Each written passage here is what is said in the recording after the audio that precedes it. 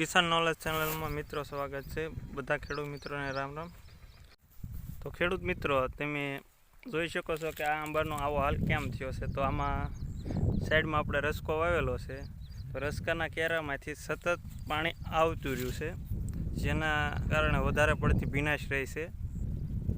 તેથી આ આંબાનો મૂળમાં ફૂગજન્ય રોગ આવી ગયો છે અને પૂરતું આપણે આંબાને જે વધારે પડતું ભીનાશ હોવાથી પોષક તત્વોની ઉણપ પણ થઈ છે।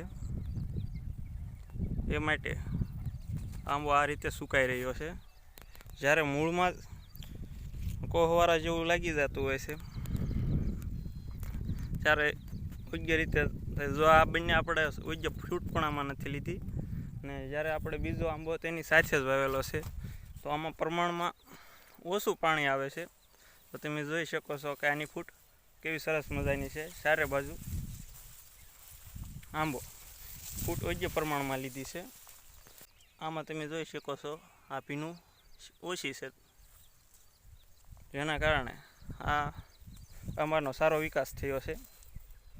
તો આપણે બંને આંબાના વડ કરી નાખ્યા છે ને તો આજે આપણે જે લોકોને આંબો સારો કોળતો નથી તેના માટે આપણે દિવેલા એટલે કે એરંડાનો ખોળ નાખવાના છે, અને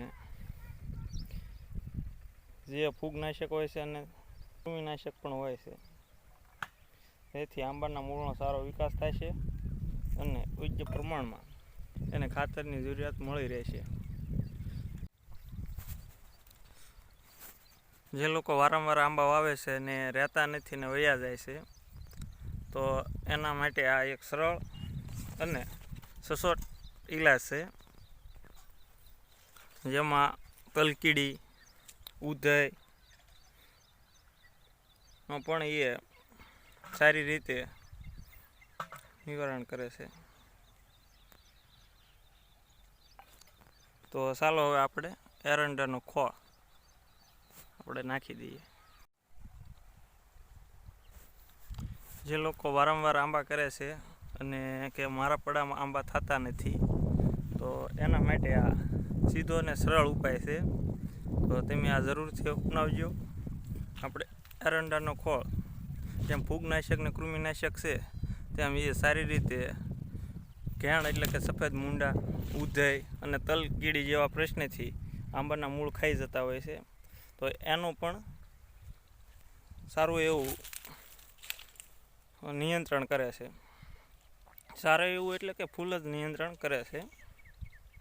તો હવે આપણે એક આંબાના થળિયા દીઠ 500 ગ્રામ દિવેલાનો ખોળ નાખવાનો છે, જે બજારમાં 1 કિલોની કિંમત આશરે 20 થી 25 રૂપિયા જેવી મળે છે, મળી જાય છે। તો આ એ તમે જરૂર અપનાવજો, અને વારંવાર આ આંબા વહી જવાની સમસ્યાથી તમે એનું નિવારણ કરી શકશો।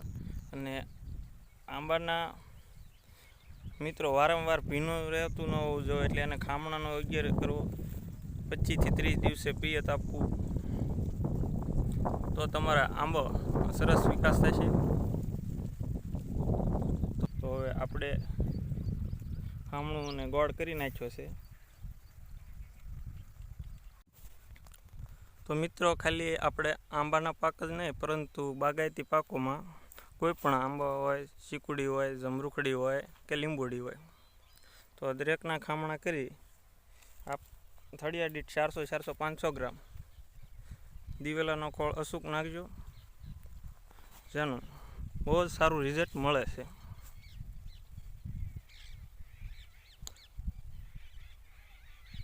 ઓલી વાડીએ પણ 3 આંબા જેવું છે, તો આપણે અહીંયા એરંડાનો ખોળ નાખી અને એ વાડીએ જઈશું।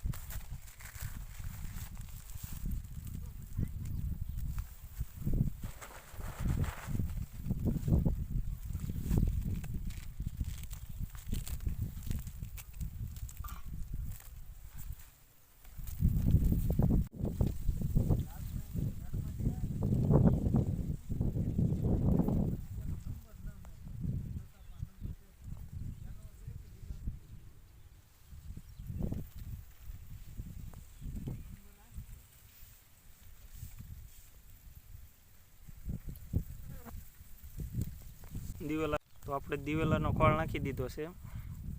તો અત્યારે ભીનું હોવાથી ફીત તો આપવાનું નથી, પણ જ્યારે ખામણામાં આપણે ફીત આપવું હોય છે 20-25 દિવસે ત્યારે આપી દઈશું.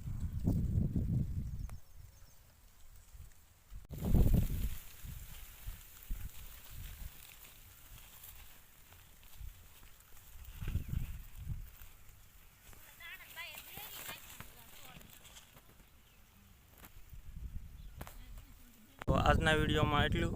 હવે આવા વિવિધ વિડીયો મેળવવા માટે આપણે કિસાન નોલેજ ચેનલને સબસ્ક્રાઈબ કરી લો, જ્યાંથી તમને અવનવી અને સચોટ માહિતી મળતી રહે.